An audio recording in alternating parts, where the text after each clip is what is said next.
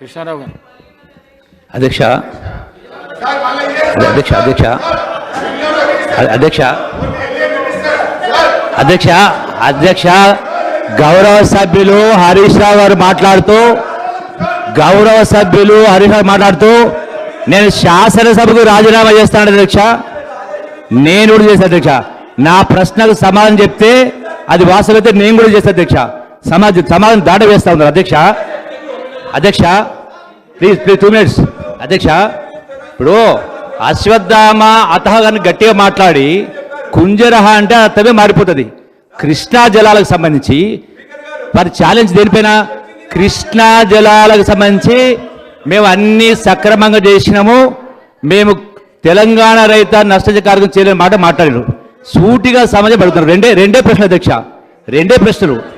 ఒకటి మొన్న హరీష్ రావు గారు మాట్లాడుతూ కూడా స్మితా సబర్వాల్ గారు ఇచ్చినటువంటి in principle we have agreed to hand over the Krishna at Godavari కేఆర్2కి సంబంధించి హ్యాండ్ ఓవర్ చేస్తామని చెప్పిన అడ్డ జరిగింది అంటూ ఇంకో మాట మా గౌరవ మంత్రి గారు మాట్లాడిన సందర్భంలో హరీష్ రావు మధ్యలో అడ్డంకి చెప్తూ మీరు సగమే చదివింది, మిగతా సగం చదవలేన్నారు. మిగతా సగం ఏంటి అధ్యక్ష? ప్రాసెస్ యాజ్ పర్ ప్రోటోకాల్ అన్నారు.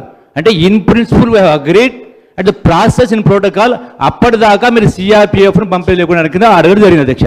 అన్నప్పుడు ప్రాసెస్ ఇన్ ప్రోటోకాల్ అంటే ఏంటి అధ్యక్ష? అంటే హ్యాండ్ ఓవర్ చేసే ప్రాసెస్ ప్రోటోకాల్ ప్రకారం.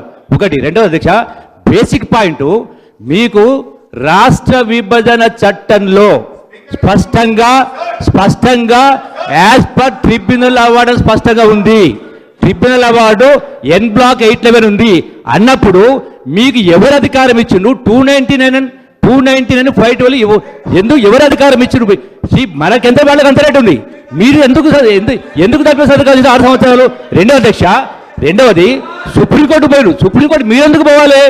బ్రిజేష్ కుమార్ ఇచ్చిన లేదు, ఓన్లీ స్ట్రేట్గా బచ్చా అవార్డు ప్రకారం 811 ఉంది.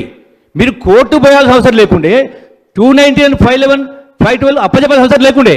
మీరు ఫండమెంటల్ తప్పు చేసి వాళ్ళకు హక్కు కల్పించే పద్ధతిలో సర్కమ్స్టెన్షియల్ ఎవిడెన్స్ మీరు 6 సంవత్సరాల సంతకాలు పెట్టిండ్రు.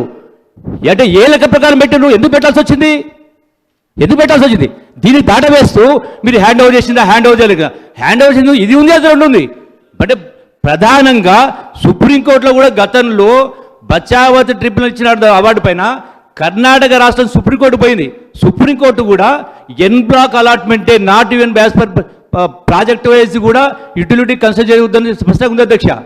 మీరు ఇంత ఉన్నప్పుడు మీకు ఏం కొంప మురిగిందని చెప్పని మీరు సంతకాలు పెట్టిన వాళ్ళకు ఎందుకు పెట్టాల్సి వచ్చింది? ఏం జరగంటే జరుగుతుండే. ఇది బేసిక్ పాయింట్. ఇది